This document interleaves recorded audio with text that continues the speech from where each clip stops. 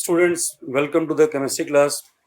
Yesterday, I have talked about the metal and non-metal definitions, physical properties, importance, and other things. So today, we are focusing on the chemical properties of the metals. Here, we start with the. Also, you know that metals are electropositive in nature. Metals are electropositive in nature. ये basic property हमारी metals के लिए क्या था इसमें the metals in a chemical reaction gives out the electrons and become electropositive. तो ये इसकी प्रॉपर्टी थी। And to give out these electrons metals require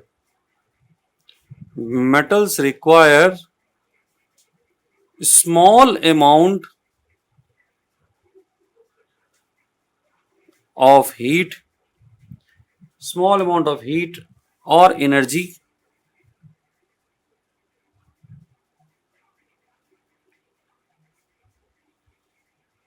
to give out this electron,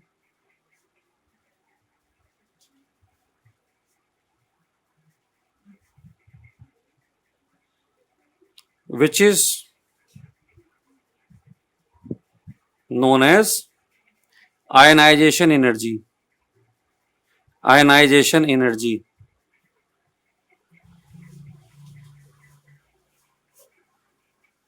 तो ये हो गई ionization energy.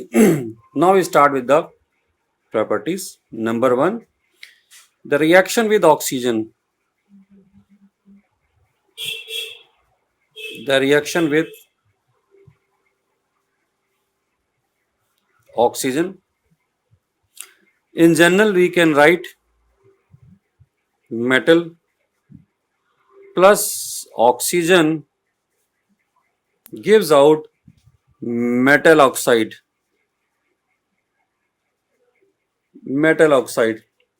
So we can take the first reaction like sodium, which is solid. It reacts with the oxygen and it gives out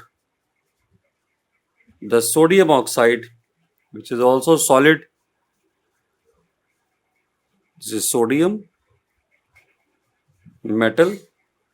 Here it is oxygen gas and we are getting sodium oxide.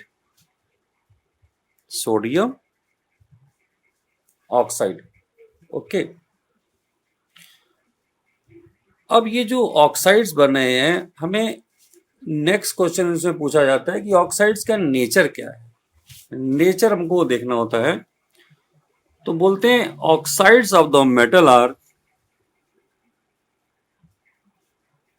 Oxides of metals are basic in nature.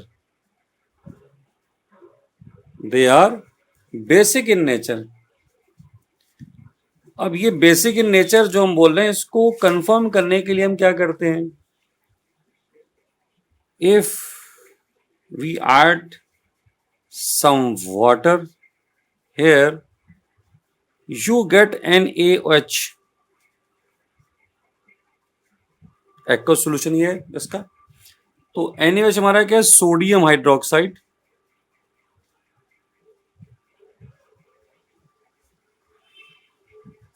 ये हो गया sodium hydroxide हमारे पास में, और हमने लिया क्या था यहां पर?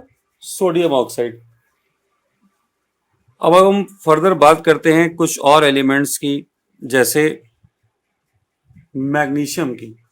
तो जो मैग्नीशियम है वो रूम टेम्परेचर पे ऑक्सीडेशन उसका नहीं हो सकता है। जो मैग्नीशियम है, it does not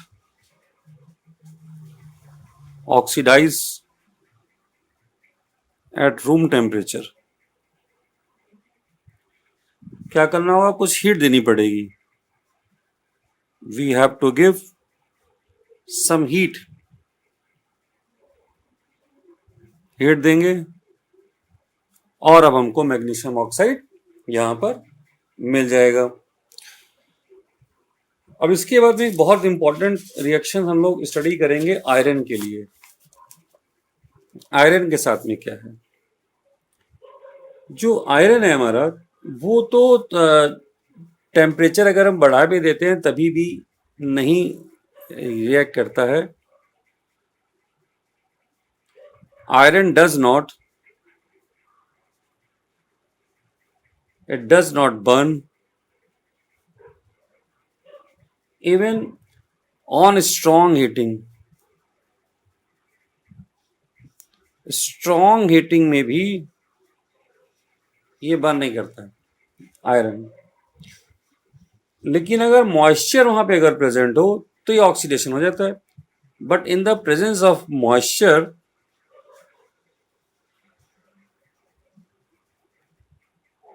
in the presence of moisture oxidation takes place।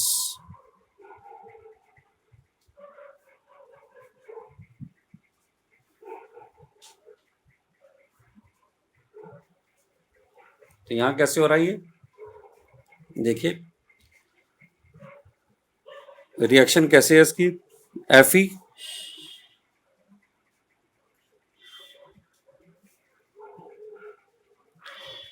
यहां पर हम लिखते हैं XS2O। अभी पता नहीं कि कितने मॉलिक्यूल यहां पर ऐड होंगे, लेकिन जो कंपाउंड बनता है Fe3O4 XS2, ये जो कंपाउंड है इसको हम लोग क्या बोलते हैं, रस्ट।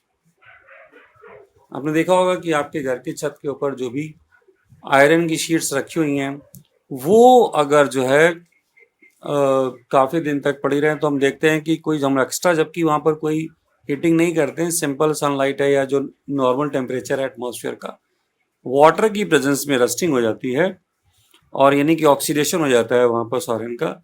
और यहाँ पर हमको जो आयरन ऑक्साइड मिल रहा है, यहाँ पे आयरन का 2 एंड आयरन 3 ऑक्साइड्स का कॉम्बिनेशन है ये। एक्चुअली आयरन की 2 वैलेंसीज होती हैं, तो 2 वैलेंसीज में एक कंपाउंड हमारा बनता है FeO और दूसरा बनता है Fe2O3। तो ये दोनों का कॉम्बिनेशन यहाँ पर हमको मिल रहा है, दोनों कंपाउंड यहाँ पर हमको मिल जाते हैं। अब आते हैं हम लोग कॉपर के बारे में बात करते हैं। Copper is the least reactive. Copper is the least reactive. ये भी मेटल है लेकिन बहुत कम रिएक्टिव है।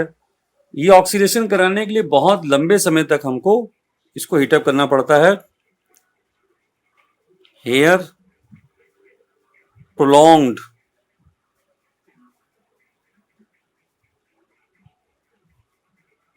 Heating is required. बहुत देर तक हमको हीटिंग यहाँ पे करनी पड़ती है, तब हमको ये मिलता है। यहाँ पर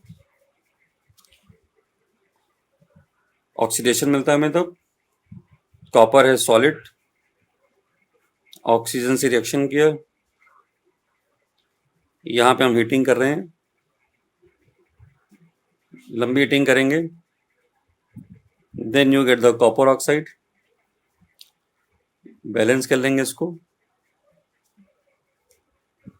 अब यहाँ पर इन रिएक्शंस को देखने के बाद में हाँ एक चीज और लिखना चाहेंगे कि silver and platinum does not react. यहाँ पर जो है silver and platinum does not oxidize. अब इसकी हम बात करें कि रिएक्टिविटी की, तो हम लिख सकते हैं ऑर्डर ऑफ जो रिएक्टिविटी हमारे पास में है, सोडियम हाईली रिएक्टिव है, उसके बाद में मैग्नीशियम है हमारे पास में, जिंक है, Fe है और कॉपर। ये इसकी रिएक्टिविटी की एक सीरीज है यहाँ पर, जो कि हमको मिल रही है ये। अब हमने अभी जो बात करी यहाँ पर कि जो नेचर था हमारे पास में ऑक्साइड का, हमने कहा था कि बेसिक इन नेचर है। इसी चीज को अब यहाँ पर हम डिटेल में स्टडी करेंगे, ये एक इम्पॉर्टेंट टॉपिक है। तो हम कह रहे हैं nature of metallic oxides, nature of metallic oxides.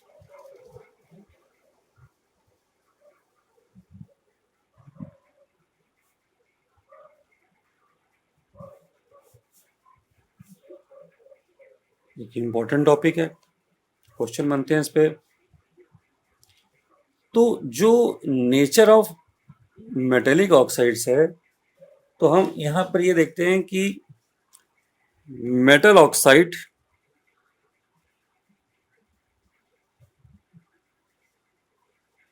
हम वाटर को यहाँ पर ऐड कर रहे हैं, तो ऐड करने से हमको क्या मिलता है, हमको एल्कलीज मिल जाते हैं, वाटर सॉल्युबल हाइड्रोक्साइड्स हमको मिल जाते हैं।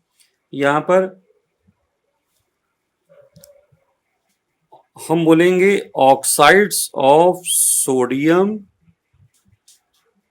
एंड पोटेशियम, ये आसानी से डिसॉल्व हो जाते हैं वाटर में। Dissolve in water to form soluble hydroxides,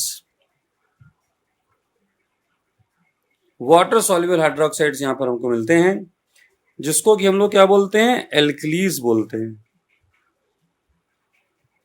ऐसे हाइड्रोक्साइड्स जो वाटर में डिसॉल्व हो जाएं, उनको बोलते हैं हम लोग एल्कलीज। जैसे कि Na2 हमारे पास में था, वाटर हमने ऐड किया था, तो ये बन गया था NaOH, एल्कली बन गया था। अब इसके बाद में हम अगर देखें कि जो है ऑक्साइड्स ऑफ कैल्शियम, मैग्नीशियम या मैग्नीशियम है, तो वो भी बेसिक नेचर शो करते हैं। Now oxides of magnesium and calcium also show basic nature. जैसे मैग्नीशियम ऑक्साइड हमारे पास में और वाटर हमारे पास में है, यहाँ पर ये क्या बनाते हैं, ये भी मैग्नीशियम हाइड्रोक्साइड बना देंगे यहाँ पर। और अगर हम कैल्शियम की बात करें, तो ये जो है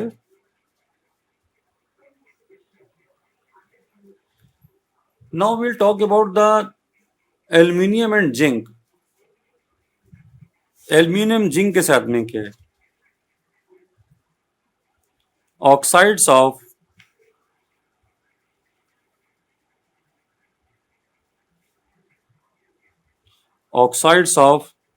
aluminum and zinc are not only basic in nature but also acidic in nature। तो ये दोनों नेचर शो करते हैं यहां पर, ये दोनों ऑक्साइड्स। सो दे शो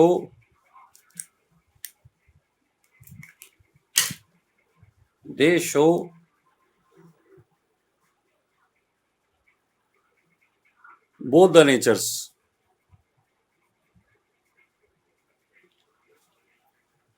और इस प्रॉपर्टी को हम लोग बोलते हैं, they are known as amphoteric. Amphoteric oxides हम लोग इसको बोलते हैं।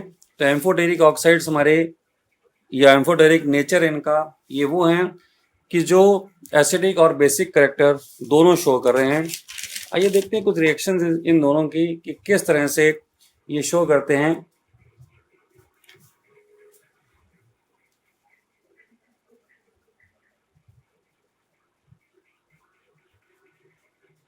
Amphoteric nature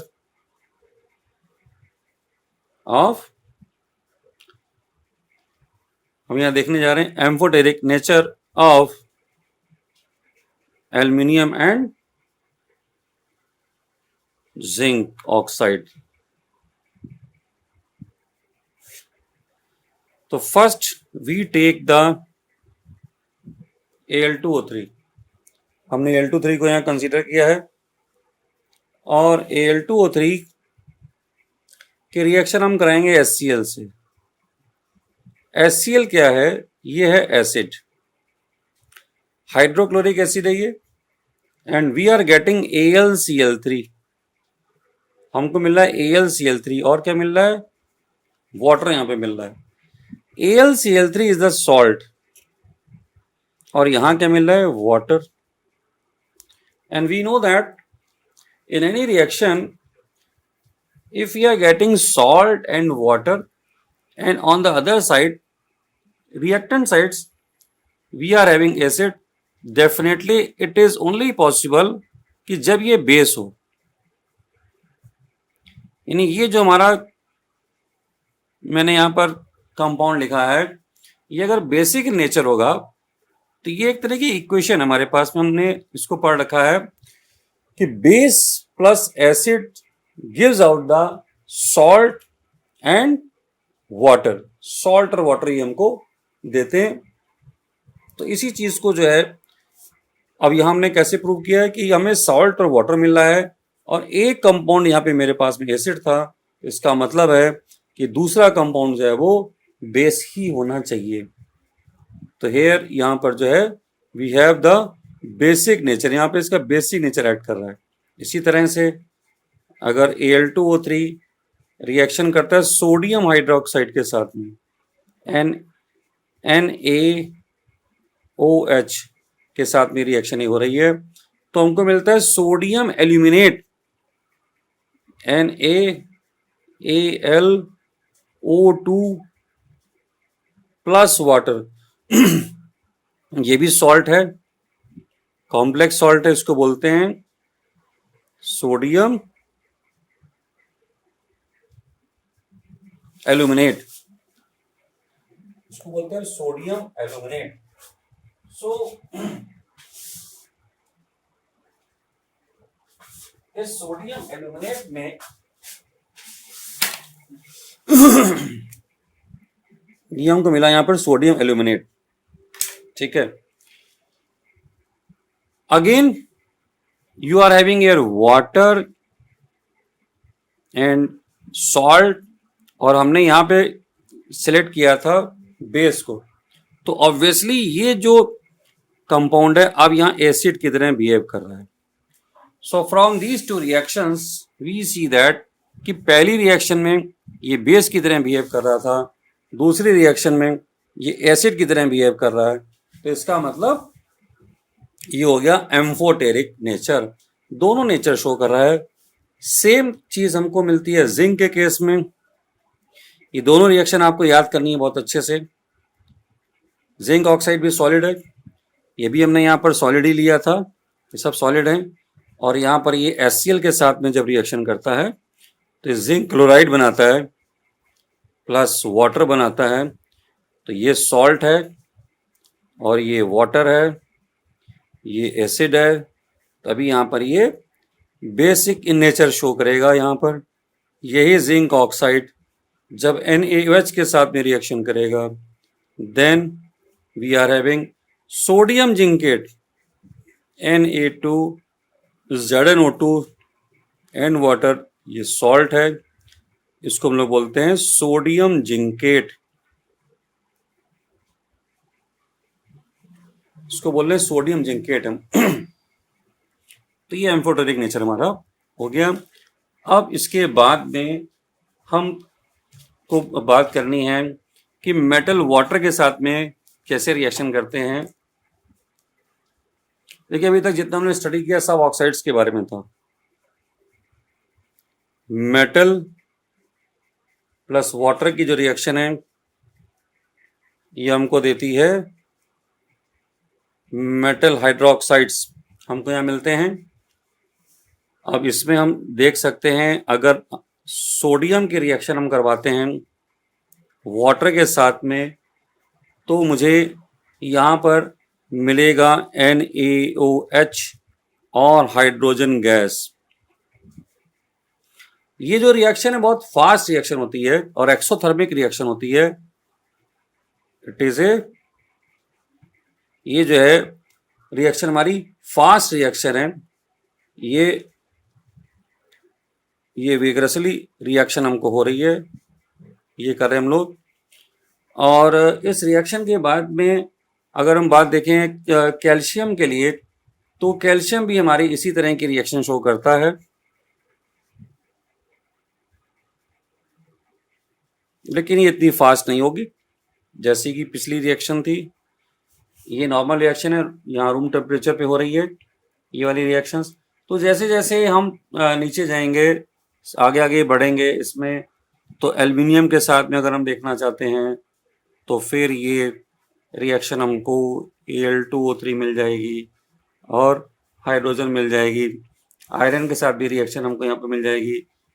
but copper does not react, copper react नहीं करता है विथ वाटर, कोई रिएक्शन नहीं मिलेगी हमको यहाँ पर, ठीक है। अब इसके बाद हम देखेंगे जो मेटल्स हैं वो एसिड के साथ में अगर रिएक्शन करते हैं तब भी साल्ट और हाइड्रोजन बना लेते हैं। जैसे सोडियम HCl अगर डाइल्यूट भी है तो भी हमको यहाँ पर NaCl दे देगा और हाइड्रोजन गैस दे देगा। यहाँ पर हमको ट्वाइस NaCl हमको चाहिए। इसी तरह से मैग्नीशियम H2SO4 के साथ में MgSO4 और हाइड्रोजन गैस हमको यहाँ पर, ये सब गैस, ये देखिए जहाँ जहाँ है ये सब गैस है, इसको लिखना चाहिए हमको। तो ये गैस मिल गई सॉल्ट के साथ में, ओके। चलिए इसके बाद में जो भी कुछ है उसको हम लोग डिस्कस कर लेंगे फर्दर। अब इसके बाद में हम नॉन मेटल्स को डिस्कस करेंगे, उनकी प्रॉपर्टीज को डिस्कस करेंगे, रिएक्शन उनकी मेटल और नॉन मेटल की भी देखेंगे, ओके।